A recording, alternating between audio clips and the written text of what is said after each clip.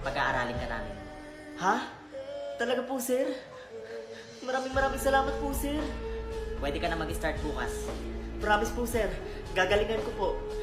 Magiging mabait po ako sa inyo. Alang-alang po sa mga pangarap ko. Narinig niyo yun? Ang swerte ni Marvin. Deserve mo yan, Marvin. Deserve mo yan. Ba't ka naman umiiyak, Tutoy? Tay? Ako to. Teka lang, inumin ko na tong gamot ko. Teka, tay. Gamot? Para saan yan? Hindi ko nga rin alam kung para saan to eh. Patingin nga.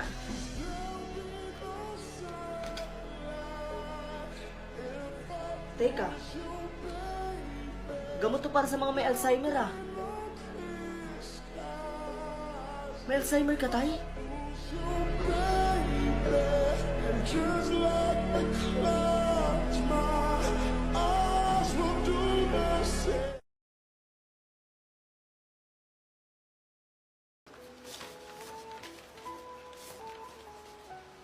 Hoy! Ano? Puro ka na napasarap? Ano pa yun, Nay? At saka hindi ako nagpapasarap. Gumagawa ko ng assignment na yun. At talagang pinasa mo pa talaga sa kapatid mo yung inutos ko sa'yo? Tigas ng mukha mo. Ayun yung kapatid mo, nilalagnat. Eh anong gusto mo, Nay? Humito ako sa pag-aaral, ha?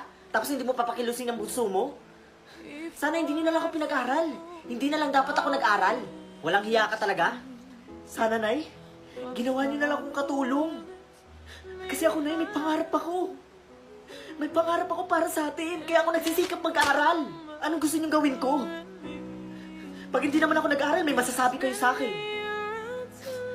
Alam niyo, Nay, pagod na ako. Lumayas ka dito, kahit hindi mo na sabihin. Lalayas ka? Sige, lumayas ka. Huwag ka nang babalik dito, sinasabi ko sa'yo. Aalis talaga ako. At doon, baka mas makapokus pa ako sa pag-aaral ko. Matigas ka, ha? Tandaan nyo, ginagawa ko to para sa atin. Hindi lang para sa akin.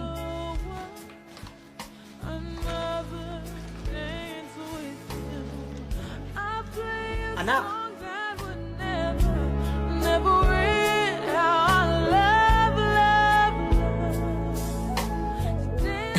O siya, mag-iingat kayo ha. Bes, malungkot ka. Namimiss mo na yung pamilya mo, no? Oo naman, Bes. At saka, ginagawa ko naman to para sa kanila eh. Wala ka bang balak na bisitahin sila, Bes? Alam ko na miss mo na sila. What if bisitahin natin? Siguro tsaka na lang, Bes. Tara na. Hi, ako nga pala si Doktora Nishete. Ikaw si Marvin, di ba? Yung anak ni Lorna. Opo, ako nga po. Tsaka, bakit kilala niyo po si nanay? Gusto ko lang sana itanong sa'yo kung nasaan yung nanay mo. Kasi dalawang schedule na ng check-up ang hindi niya napupuntahan. Check up po, saan? Ay, hindi mo ba alam na may cancer sa utak ang nanay mo? Stage 2 na. Pag di naagapan, baka ikamatay niya yun. Ha? Kaya hinahanap ko ang nanay mo. Bes, kaya pala mainitin yung ulo ng nanay mo.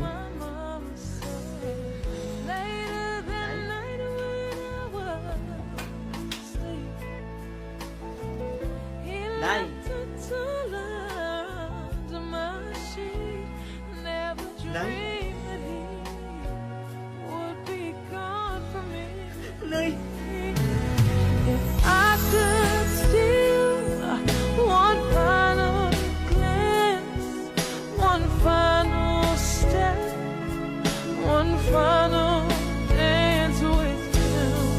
I'll play a song that would never, ever ring, 'cause I love, love, love to dance with my father again.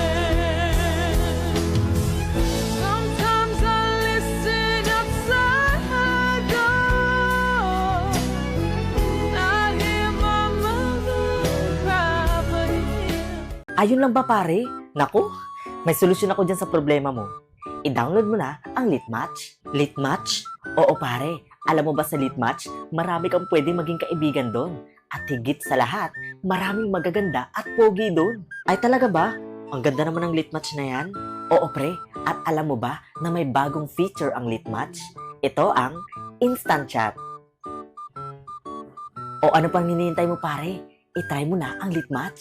Sige pre, magda-download ako ng Litmatch. Salamat ha. Sige pre, alis na ako ha. Sige pre, mag-iingat ka.